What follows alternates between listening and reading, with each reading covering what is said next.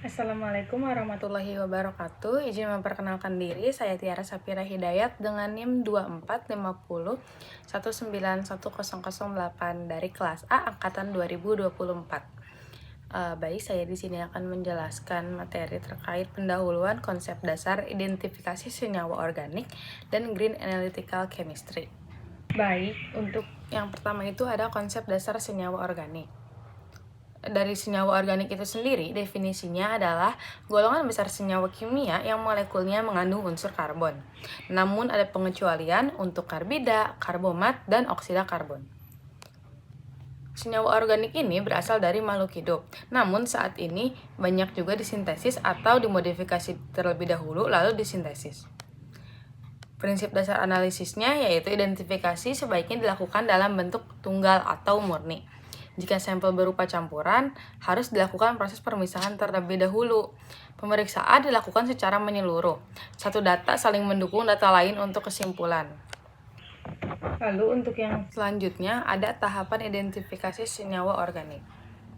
Untuk tahapan yang pertama, dilakukan itu pemeriksaan organoleptik, di mana kita memeriksa dari mulai bentuk, warna, bau, dan rasa dari senyawa tersebut. Lalu bentuk fisiknya seperti cairan, semi padat, padatan, yaitu serbuk, serbuk hablur, kristalin, atau amorf. Seperti contohnya yaitu ada talkum dalam bentuk serbuk, asam benzoat bentuk serbuk hablur atau kristalin, naftalena berbentuk serbuk hablur atau amorf. Selanjutnya ada penentuan sifat fisika. Pada sifat fisika ini, parameter utama yang dilakukan itu yang dilihat itu titik leleh, titik didih, dan indeks bias menggunakan AB refraktometer. Lalu ada sifat lainnya yang dilihat yaitu seperti wujud, warna, bau, massa jenis, kekerasan, kelarutan, kekeruhan, serta kemagnetan dan kekentalan. Namun sebelum menentukan sifat fisika untuk senyawa organik yang bersifat campuran itu dilakukan terlebih dahulu pemisahan baru penentuan sifat fisikanya. Selanjutnya ada pemeriksaan kelarutan. Pemeriksaan kelarutan itu prosedur umumnya yaitu 0,1 gram sampel padat atau 0,2 mili sampel cair ditambahkan ke 3 mili pelarut.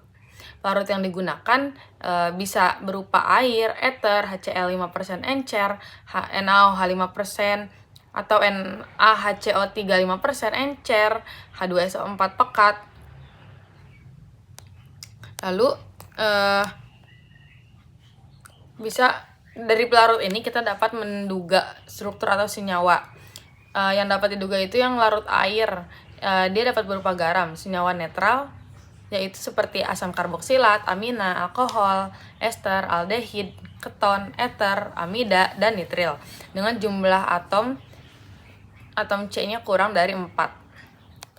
Lalu untuk senyawa yang larut ether yaitu senyawa nonpolar atau sedikit polar seperti alkohol, ester, aldehid, keton, ether, amida, nitril dengan jumlah atom C lebih dari 5.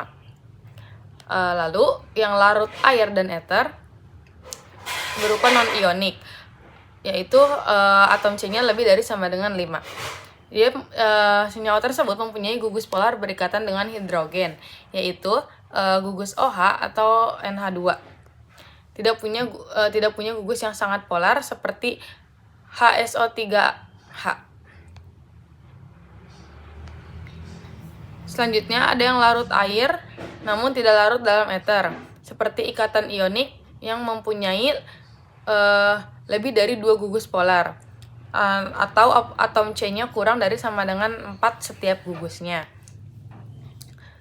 Selanjutnya yang larut HCl encer itu mengandung atom N, atau dapat disebut juga amina alifatik primer atau sekunder atau tersier, amina aromatik serta amina aromatik primer.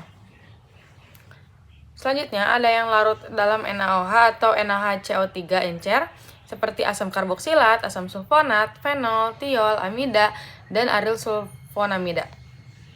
Lalu yang hanya larut dalam H2SO4 pekat itu mengandung atom N atau S. Yang terakhir yang tidak larut dalam H2SO4 pekat itu tidak mengandung atom N atau S. Selanjutnya dilakukan juga identifikasi gugus fungsi yaitu berupa reaksi kimia seperti reaksi untuk alkohol, fenol, karbonil, karboksil, ester, amida, nitro, dan senyawa tak jenuh atau yang dapat disebut ikatan rangkap. Selanjutnya, dilakukan juga identifikasi spektrum secara spektroskopi.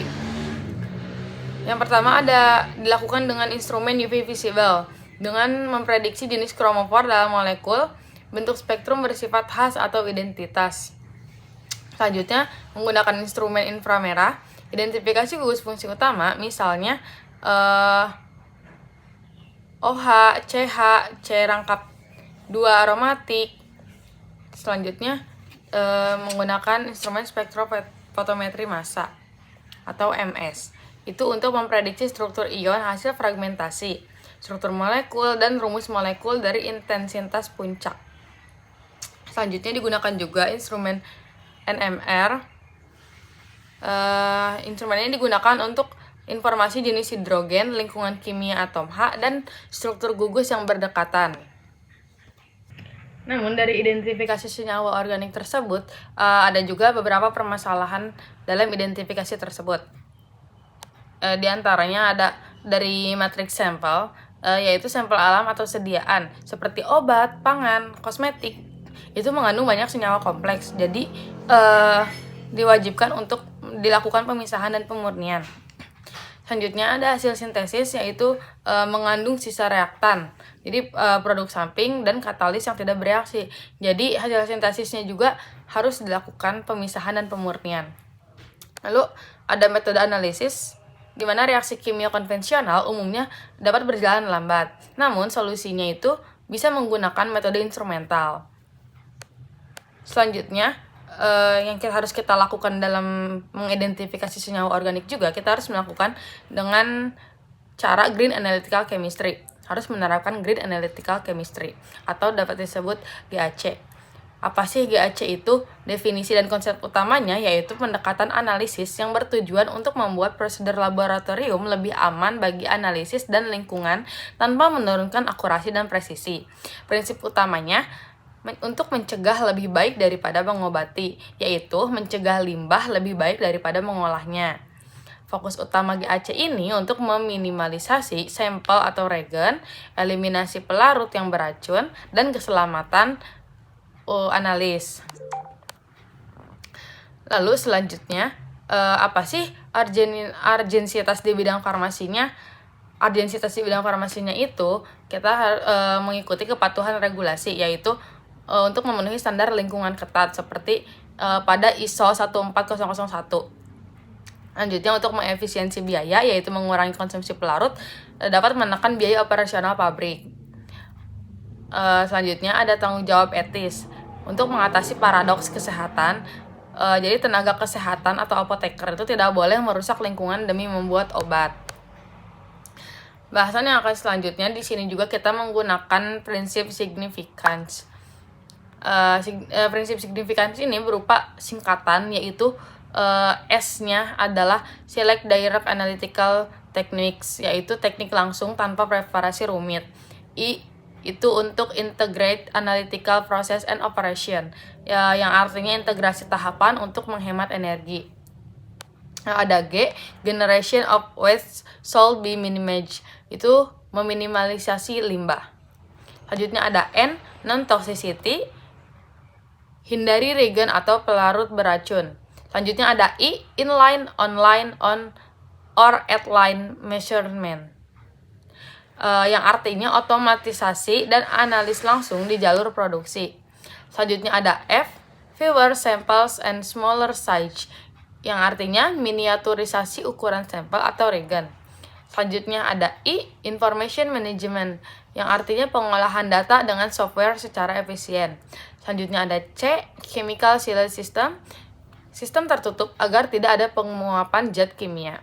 Selanjutnya ada A, Automate and Miniature Methods, ya, dimana artinya otomatisasi untuk mengurangi limbah dan human error.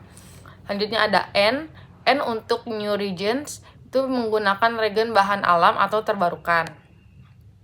Selanjutnya ada C, yang C itu untuk chemometrics, yang artinya menggunakan statistik atau chemometrika untuk optimasi percobaan. Yang terakhir ada E itu untuk energi efisiensi, yang artinya menggunakan instrumen hemat energi. Selanjutnya ada perbandingan analisis konvensional dengan analisis dengan GAC. Dari persiapan sampel, analisis konvensional itu melewati banyak tahapan seperti ekstraksi cair-cair, evaporasi, filtrasi, dan memakan waktu. Untuk analisis GAC itu sangat meminimal dengan menggunakan SPME. Lalu untuk penggunaan pelarutnya, untuk analisis konvensional itu digunakan volume besar pelarut toksik seperti asetonitril, metanol, dan klorofrom. Sedangkan untuk yang analisis GAC, dia dapat menggunakan pelarut yang bersifat GAC seperti air, etanol, NADES, atau solvent free. Untuk skala analisisnya, analisis konvensional itu menggunakan skala makro atau butuh sampel dan reagen mililiter. Sedangkan yang GAC dia dapat menggunakan miniaturisasi atau mikro, dan dia menggunakan mikroliter. Untuk instrumennya, analisis konvensional itu waktu analisisnya lama, boros pelarut karena dia menggunakan HPLC konvensional. Sedangkan untuk yang GAC dia itu cepat, portable karena dia menggunakan UHPLC, spektroskopi NIR atau Raman. Selanjutnya, terkait limbahnya, analisis konvensional itu menghasilkan limbah B3 besar yang sulit diolah. Sedangkan untuk analisis GAC, dia sangat minim atau limbah mudah terurai secara alami.